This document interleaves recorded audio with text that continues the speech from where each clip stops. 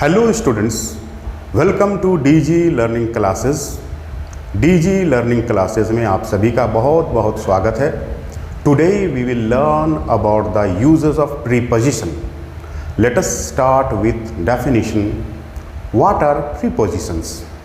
Definition: a word or a group of words that is used with a noun, pronoun or phrase to show direction, location, time or to introduce an object is refers as preposition in English grammar. Hindi में preposition को हम संबंध सूचक अवयव कहते हैं। तो आइए अब हम जानते हैं कि प्रीपोजिशन का हिंदी में परिभाषा क्या है।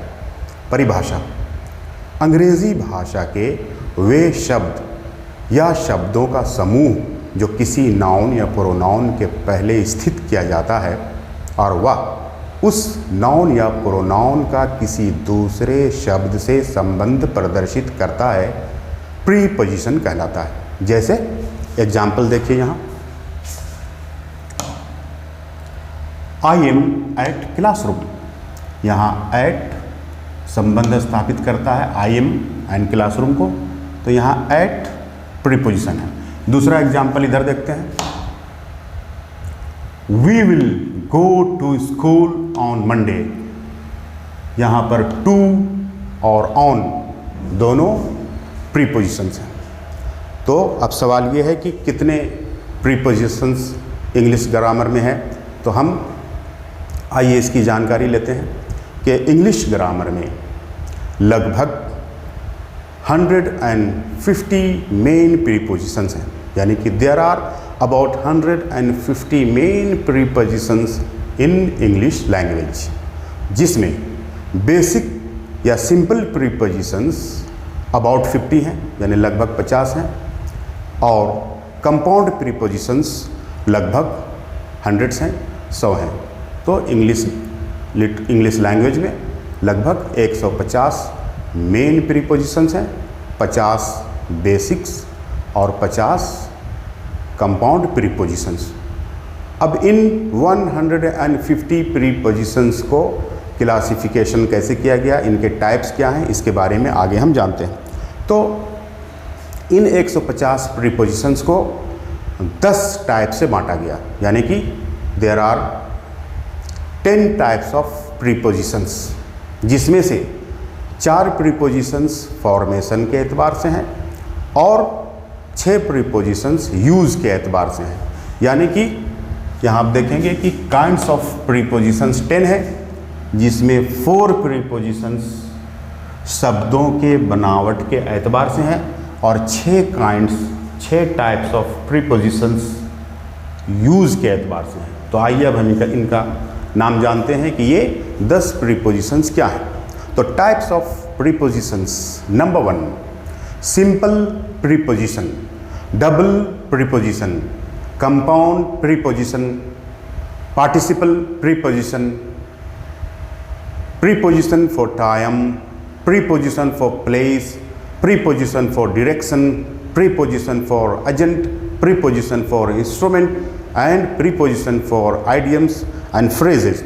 तो आइए अब इन 10 प्रीपोजिशंस का हम परिचय और एग्जाम्पल्स के बारे में जानते हैं। तो सबसे पहले हम नंबर 1 से स्टार्ट करते हैं। Number 1, simple prepositions. तो सिंपल प्रीपोजिशंस हम उस प्रीपोजिशंस को कहते हैं जो सिर्फ एक शब्द से या एक प्रीपोजिशन से बना हो। जैसे अबव एक वर्ड है, अक्रॉस एक वर्ड है, इसी तरीक़ा से around, among, amid, beside, besides, behind, beneath, between, before, for, from, in, into, till, until, since, to, towards, up, under, etcetera. ये एक एक वर्ड से बने हैं, ये बेसिक्स हैं, इसलिए इसको पहले टाइप्स में रखा गया है। ये है सिंपल टाइप प्रीपोजिशन, यानी simple preposition. Number 2, double prepositions क्या हैं? जैसा कि नाम से स्पष्ट है कि वैसे प्रीपोजिशंस दो प्रीपोजिशन से जो मिलकर बना हो उसको हम डबल प्रीपोजिशंस कहते हैं। जैसे आउट ऑफ, इसमें 2 वर्ड हैं, आउट ऑफ। इस तरीक़ा से विद इन, इसमें भी 2 वर्ड हैं, दो प्रीपोजिशन है, विथ एंड इन। इसके बाद इनसाइड ऑफ, इसमें भी दो प्रीपोजिशन है, inside end of.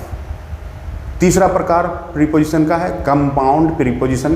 Compound preposition हम उस प्रीपोजिशन को कहते हैं जो दो से अधिक प्रीपोजिशन से मिलके एक फ्रेज नुमा शब्द का फॉर्मेशन करता हो, बनावट करता हो, उसे हम कंपाउंड प्रीपोजिशन कहते हैं। जैसे विथ रिगार्ड्स टू, तो यहाँ विथ, रिगार्ड और टू ये तीनों प्रीपोजिशन है और ये तीन प्रीपोजिशन से मिलके बना है, इसलिए इसे हम कंपाउंड प्रीपोजिशन के कैटेगरी में, टाइप्स में रखते हैं। इसी तरीक़े से और एग्जाम्पल है with a view to, with reference to, in consequence of, in consideration of, etcetera are the examples of compound preposition. उसके बाद है number 4 participle preposition. Participle preposition हम उस प्रीपोजिशन को कहते हैं कि इसके बनावट में, इसके शब्द के आखिर में एन यानी ENN, ED, एड, ING जैसे सफिक्स लगे हुए हों, उसको हम पार्टिसिपल प्रीपोजिशन कहते हैं। जैसे regarding, considering, during, given, provided, etcetera. अब आते हैं प्रीपोजिशन, जो प्रीपोजिशन के 6 अलग काइंड हैं। ये काइंड है according to their use, its use, जैसे ये यूज़ किया जाता है उस हिसाब से, यानी कि कभी कभी एक प्रीपोजिशन कई काइंड्स में आते हैं। फॉर एग्जांपल कि जैसे हम ऑन का इस्तेमाल करते हैं, ऑन का प्रयोग करते हैं, तो कहीं कहीं ये समय बतलाता है, कहीं कहीं ये दिशा बतलाती है। जैसे I will go to school on Monday, यहाँ समय बतलाता है ऑन मंडे। इस तरीक़े से अगर इसका इस्तेमाल हम दिशा के लिए करते हों तो ऐसा बोल सकते हैं कि papers are on the table, तो यहाँ पेपर्स कहाँ है, ऑन दिशा बतलाता है। तो जब ऑन दिशा बतला रहा हो तो इस वक्त हम लोग इसको कहते हैं प्रीपोजिशन फॉर डायरेक्शन, और ऑन अगर समय बतला रहा हो तो उस वक्त हम इसको कहते हैं प्रीपोजिशन ऑफ टाइम। तो यूज़ के मुताबिक प्रीपोजिशंस के जो 6 काइंड्स हैं, जिसका नाम एक बार आपसे फिर सुन ले। Number 1 preposition for time, preposition for place, preposition for direction, preposition for agent, preposition for instrument and preposition for idioms and phrases. तो इनमें से सबसे पहले हम पढ़ेंगे प्रीपोजिशन ऑफ टाइम।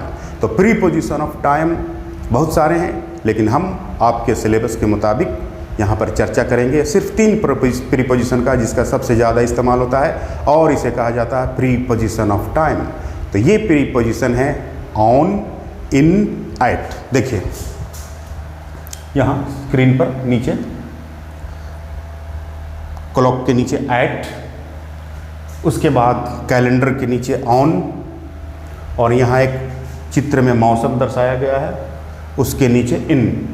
तो हम प्रीपोजिशन ऑफ टाइम समझने के लिए सबसे पहले हमें ये समझना होगा कि टाइम का प्रदर्शन या टाइम को हम किस किस तरह से डिस्क्राइब और एक्सप्रेस करते हैं। तो टाइम का हम डिस्क्राइब करते हैं इन तरह से, जैसे ये क्लॉक है, ये घड़ी है, तो यहाँ पर जितने भी घंटे हैं, जितने भी मिनट्स हैं, सब में हम टाइम बतलाते हैं। जैसे कि eight 9 o'clock, eight 10:30 PM etcetera. उसके बाद इसी क्लॉक से एक और समय को हम लोग जोड़ते हैं, वो है दोपहर, आधी रात, सुबह, शाम।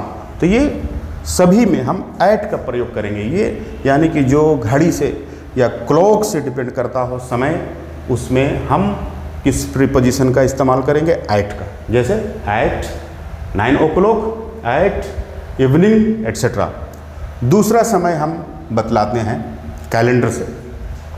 तो कैलेंडर से जिस समय का हम जिन जिन चीज़ों का समय का उपयोग करते हैं और बताते हैं, इसमें कई चीज़ें हैं। जैसे कि सबसे पहले तो ईयर, इसमें साल है, वर्ष है किसी कैलेंडर में, जैसे अभी 2020 है तो हम ईयर बतलाते हैं, ये समय बतलाना हुआ।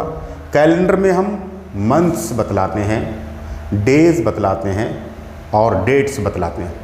तो जब हम कैलेंडर में डेज बतला रहे हों तो उस वक्त हम ऑन का प्रयोग करेंगे। उसके बाद हम आखिर में एक कीवर्ड्स आपको बताएंगे। उस कीवर्ड से आप ये ज़रूर समझ जाएंगे कि प्रीपोजिशन ऑफ टाइम्स किस तरह से इस्तेमाल होता है। पहले आप यहाँ समझ लें कि टाइम हम मौसम से भी बतलाते हैं। जैसे अभी गर्मी है, अभी सर्दी है, अभी धूप है, अभी बारिश है। तो ये सारे हो गए समय बतलाना according to seasons, winter, summer etcetera. तो समय हम कई तरह से बतलाते हैं और हर एक समय के बतलाने के लिए जो हम प्रीपोजिशन ऑफ टाइम है ऑन, इन, एट, उसका किस तरह से इस्तेमाल करते हैं, हम आपको कुछ कीवर्ड्स बतलाते हैं। स्क्रीन में देखिए।